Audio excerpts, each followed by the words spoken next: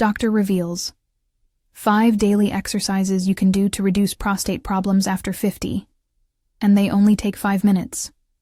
Listen, friend, you do not have to accept leaking, rushing to the bathroom, or that constant worry, as if it's just the way things must be. I'm Dr. Camila Vega. I've worked with men over 50 for more than 15 years, and I've guided thousands through conservative strategies that often reduce symptoms and restore confidence. What I'm about to show you are 5 practical exercises, with easy modifications, plus simple lifestyle steps you can start today. They're not a magic cure for everyone, but they often help, and they're safe, low cost, and realistic. If this speaks to you, grab the free 30-day checklist in the description to track each day's practice. So what's actually happening? 3 things usually combine to cause urinary problems after 50. First, the pelvic floor muscles that support the bladder and control urine flow can weaken with age and disuse. Second, a benign enlargement of the prostate can press on the urethra and alter how your bladder empties. Third, extra weight around the belly increases pressure on the bladder and the pelvic floor. Exercises can't change prostate tissue overnight, but they strengthen the support system, improve coordination, and reduce episodes of urgency and leakage. That's why a 5-minute daily habit can make a real difference. Before we begin, a quick safety note. If you have blood in your urine, severe pelvic or abdominal pain, sudden inability to urinate, or very heavy, uncontrolled leakage, stop and see a urologist right away. These are red flags that need immediate medical attention. Also, if you're on medications, especially blood thinners, blood pressure drugs, antidepressants, or prostate medications, check with your prescribing physician before beginning a new herbal regimen, or if you have any concerns about exercise intensity. Now let's move into the 5 exercises. Each one includes what it does, how to do it, breathing cues, common mistakes, and an easier and a more advanced option. Aim to spend about 5 minutes total. The main 3 moves can be quick sets, while the breathing drill and sit-to-stand or squats add functional strength and endurance. If you have limited mobility, use the seated regressions I'll describe. 1. Pelvic elevator. Why it helps and how to feel it. Think of the pelvic floor like an elevator with several floors. The pelvic elevator trains you to lift that elevator smoothly, floor by floor. That helps with sudden urges and pressure management. How to do it. Lie on your back with knees bent, feet hip-width apart, arms relaxed at your sides. Breathe normally. Imagine your pelvic floor gently lifting upward a little, like the elevator going from the basement to the first floor. Hold that light lift for 2 to 3 seconds, then lift a bit more to a 5-second hold, then a little more to an 8-10 second hold if comfortable. Release slowly, floor by floor, back down to baseline. Reps and frequency. Do 10-15 lifts in a set. Aim for 2 sets per day when you're starting, and build to 3 sets daily as you get stronger. You can make the holds shorter or fewer reps on bad days. The key is consistency. Breathing. Exhale as you lift. Inhale as you release. Do not hold your breath. Common mistakes. Holding your breath, bearing down or pushing down instead of lifting, squeezing your buttocks or tightening your thighs. If you feel your glutes or abdominals tightening, back off and imagine the lift coming from inside your pelvis, not from your butt or belly. Regression. If lying down is uncomfortable, do a seated version. Sit tall, feet flat, gently lift the pelvic floor as above using short holds of 1 to 3 seconds, 8 to 10 reps. Progression. Once 10-15 lifts feel easy, add longer holds up to 10 seconds for a portion of the set, or do the sequence standing to add load. 2. Correct Kegel. Isolate the right muscles. Kegels are famous but often done wrong. The correct Kegel isolates the pelvic floor without recruiting the abs, glutes, or thighs. Done correctly, it improves sphincter control and can reduce both stress leakage and urgency. How to do it. Start seated or lying. Take a comfortable breath. As you exhale, imagine stopping the flow of urine or preventing a passing gas. That inward and upward squeeze is the pelvic floor. Hold for 3-5 seconds on your first attempts, then relax completely for the same time. After you can hold for 5 seconds comfortably, Work up to 8 to 10 seconds holds, and also add quick pulses. Squeeze for 1-2 seconds, release for 1-2 seconds. Repeat for 10-15 reps. Reps and frequency. Aim for 10-15 holds or pulses per set, 3 times per day. You can do them discreetly while sitting at a table or in a chair. Breathing. Breathe normally. Inhale before the squeeze, exhale during the squeeze, and relax on the inhale. Common mistakes: tensing the buttocks, contracting the abdomen, or bearing down. If you feel your stomach bulge or your breath freeze, you're using the wrong muscles. Place a hand on your abdomen. It should remain relaxed. Regression. If you struggle to feel any contraction, try the quick cough cue. Cough lightly and feel what contracts around your pelvic floor. Practice tiny squeezes immediately after that sensation to learn the muscle. Progression. Combine a long hold, 8-10 seconds, followed immediately by 10 quick pulses. Or practice Kegels while standing from a seated position to add a functional challenge. 3. Pelvic bridge. Integrate pelvic floor with glutes and core. The pelvic bridge strengthens the posterior chain, glutes and hamstrings, while training the pelvic floor to engage during movement. Strong glutes support the pelvis and reduce downward pressure on the bladder. How to do it. Lie on your back with knees bent and feet flat, arms by your sides. Tuck your chin slightly. Inhale.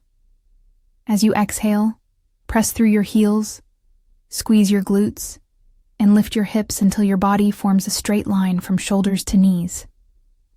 At the top, engage the pelvic floor with a small upward lift and hold 2 to 3 seconds, then lower slowly vertebra by vertebra. Reps and frequency: 10-15 bridges per set, once or twice daily. Start with 1 set and build to 2. Breathing. Inhale before the lift. Exhale as you lift and engage the pelvic floor. Inhale as you lower. Common mistakes. Overarching the lower back, using only the lower back instead of glutes. Lifting too high so the lower back absorbs the movement. If your hamstrings or lower back cramp, reduce range of motion. Regression. Do a smaller range. Lift hips only a couple of inches, or perform the same movement from a chair. Sit to stand repeatedly with the pelvic floor engaged as you rise. Progression. Hold the bridge for 8-10 seconds while maintaining a gentle pelvic floor lift, or perform single leg bridges for added challenge if no knee or hip pain exists. 4. Diaphragmatic breathing with pelvic floor coordination. Reset pressure and control. Breathing connects to pelvic floor function. Many men with pelvic tension actually breathe shallowly and inadvertently push on the bladder. Diaphragmatic breathing reduces intra-abdominal pressure and teaches you to engage the pelvic floor in rhythm with breathing. How to do it. Sit tall or lie on your back with one hand on your chest and one on your belly.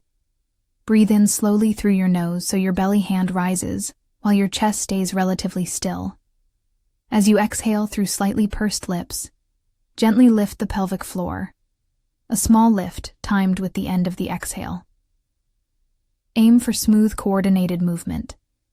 Inhale to feel the diaphragm lower. Exhale and lift the pelvic floor. Duration and frequency. Practice 5 to 10 minutes once or twice daily. Early on, shorter practice is fine.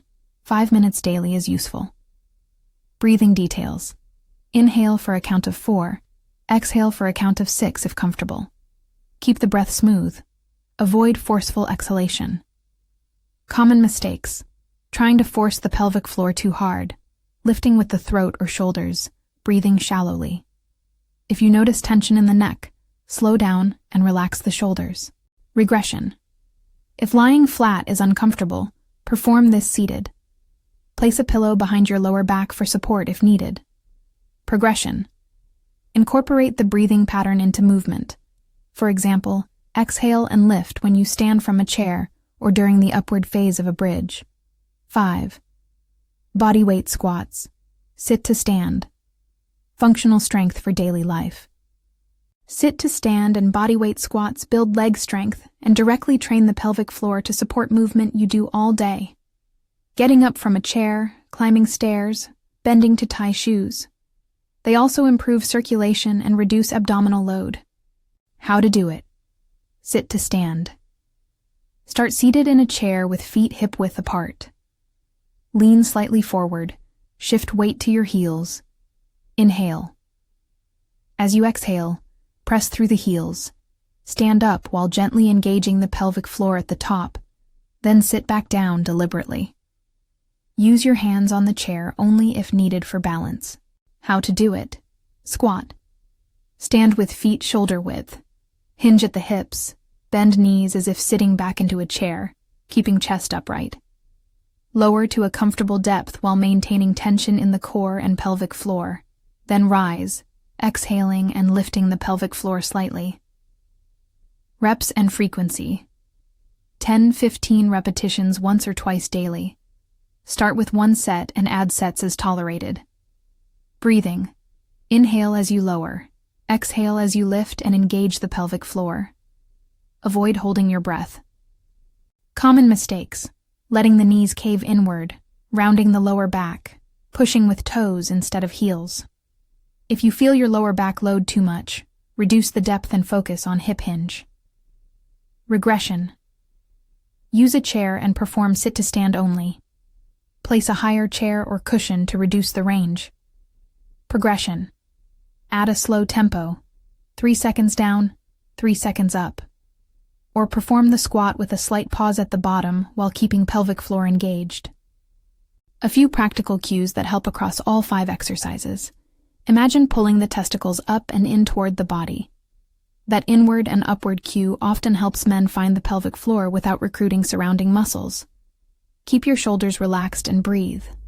Short, frequent practice beats occasional long sessions. If anything causes sharp pain, stop. Now let's talk about how to put these 5 exercises into a workable 30-day plan you can actually stick with. Week 1, learn and build the habit. Spend 5 to 10 minutes twice a day. Practice the pelvic elevator and correct Kegel for short sets, 10 reps each. Do a single set of bridges, 8-10 reps, 5 minutes of diaphragmatic breathing, and 8 to 10 sit-to-stand repetitions. Focus purely on technique, breath, isolation, and gentle movement. Use the seated regressions if mobility is limited. Week 2, build stability and frequency. Keep practicing twice a day. Increase Kegel frequency to 3 times daily if possible. Add a second set of bridges and an extra set of sit-to-stands. Begin to time pelvic floor engagement with daily activities, before coughing, lifting, or standing from a chair. Weeks 3-4. Increase intensity and integrate function. Shift to 3 short sessions for Kegels, and increase hold times on pelvic elevator and Kegels when comfortable. Add longer holds or additional pulses. By the end of week 4, many men notice reduced urgency, fewer small leaks, and improved confidence. Remember, many patients report symptom reductions in the range of 40 to 70% by 3 to 4 weeks of consistent practice. Some see even greater improvement with continued work. These are patient-reported ranges, not guaranteed outcomes. Beyond 30 days, maintain and progress. Sustain the habit by weaving exercises into daily routines, morning, midday, bedtime. Increase challenge as appropriate, longer holds, standing exercises, or single-leg movements if your knees and hips allow. Bladder training and lifestyle adjustments. Essential complements. Exercises alone are powerful, but pairing them with bladder training and lifestyle habits makes results more likely. Bladder training schedule. Start by going to the bathroom on a regular schedule, for example every 2 to 3 hours during the day. When you feel sudden urgency, use the waiting technique. Sit or stand still. Do 5 to 10 quick pelvic floor pulses, breathe deeply, and delay going for a few minutes. Gradually increase the interval between voids by 15-30 minutes every few days as comfortable. This trains the bladder to hold more and reduces urgency episodes. Hydration and timing. Stay hydrated during the day. Don't drastically reduce fluids. Instead, shift most fluids earlier and reduce intake 2 hours before bedtime. Avoid excessive alcohol and late-night caffeine, as both can irritate the bladder and increase nighttime trips. Diet and irritants. Spicy foods, citrus, artificial sweeteners, and carbonated drinks can irritate some men's bladders. If you notice more urgency after certain foods, try temporarily eliminating them to test the effect. Weight and walking. Even modest weight loss around the abdomen reduces pressure on the bladder and pelvic floor. Daily walking, 20-30 minutes most days, improves circulation and supports healthy weight. Stronger legs mean better support for the pelvic floor. Practical daily plan. Do the 5-minute exercise routine once or twice daily. Follow the bladder schedule. Walk most days, and monitor how foods and drinks affect your symptoms. Track progress on the 30-day PDF checklist in the description. Herbal adjuncts, sage and nettle, and an important caution about St. John's wort. Some men find mild symptom relief with certain herbal teas used as adjuncts. Here are simple traditional preparations. These are optional, and they do not replace medical evaluation or prescribed treatments. Sage tea. Use 1 teaspoon of dried sage leaves per cup of hot water. Steep 5 to 10 minutes, strain, and drink up to twice daily. Sage has a long history of use for urinary discomfort, but avoid high doses if you have thyroid disease or are on medications that interact with herbal compounds without checking first. Nettle tea. Use 1-2 teaspoons of dried nettle leaves per cup. Steep 5 to 10 minutes, strain, and take once or twice daily. Nettle is often used to support urinary comfort and is generally well tolerated, but discuss it with your clinician if you're on blood thinners or blood pressure medications. St. John's wort caution. St. John's wort has been mentioned by some as an adjunct for wellness, but it interacts with many prescription drugs, including blood thinners, certain heart and blood pressure medications, and drugs for depression. Because of those strong interaction risks, I advise avoiding St. John's wort unless your physician or pharmacist explicitly clears it. Do not assume herbal means harmless. Always check with your prescribing physician or pharmacist before starting any herb, especially if you take anticoagulants, blood pressure medicines, antidepressants, or prostate medications such as alpha blockers or 5-alpha reductase inhibitors. Herbs should be considered complementary, not primary therapy. A short patient story. Don Roberto's progress. I want to share a quick real-world example. Don Roberto was 68 when he first came to my clinic. He avoided dinner with friends because he worried about getting up to the bathroom, and he woke twice most nights. He didn't want surgery and preferred to try conservative measures first. We started with the 5 exercises I've described, along with a bladder training schedule and a walk 3 times a week. He used the seated regressions at first because of knee pain, then progressed to standing bridges and sit to stand.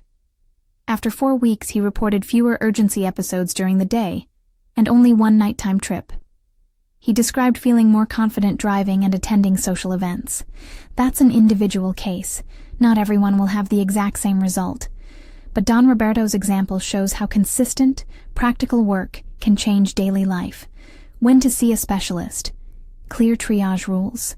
Do not delay seeking medical care if you experience any of the following: blood in the urine, severe pelvic or abdominal pain, sudden inability to pass urine, sudden and severe new leakage, or unexplained weight loss. These signs require prompt evaluation by a urologist or your primary care physician. Also seek professional care if you've tried conservative measures for several weeks without any improvement, or if symptoms worsen. Final practical checklist before we close. Aim for 5 minutes a day to start. Consistency matters more than duration. Perform the pelvic elevator, correct Kegel, and pelvic bridge with attention to breath and muscle isolation. Add diaphragmatic breathing for 5 minutes to coordinate the pelvic floor and lower intra-abdominal pressure. Practice 10-15 sit-to-stand repetitions to build functional strength. Follow a bladder schedule and reduce late evening caffeine and alcohol. Walk regularly and address weight gradually. If you're interested in herbal teas like sage or nettle, talk to your doctor first. Avoid St. John's wort unless cleared by a clinician. See a urologist if you have blood in urine, severe pain, sudden retention, or severe incontinence. If you'll commit to 30 days, write "I'll start" in the comments so we can encourage each other. Download the free 30-day checklist in the description to track your sessions and progress. I'll include suggested daily timing and space to note urgency episodes and voiding intervals. You're not alone in this. Small, consistent steps, 5 minutes a day, can change how you move, sleep, and enjoy life. I've seen men regain confidence and reduce interruptions to their daily routine by building these habits. Start gently, respect your limits, and check in with your physician when in doubt. If this was helpful, please subscribe to follow more practical tips for men's health, and share this with a friend who might be embarrassed to ask. I'm Dr. Camila Vega. Take the first 5 minutes today, and let's get to work together.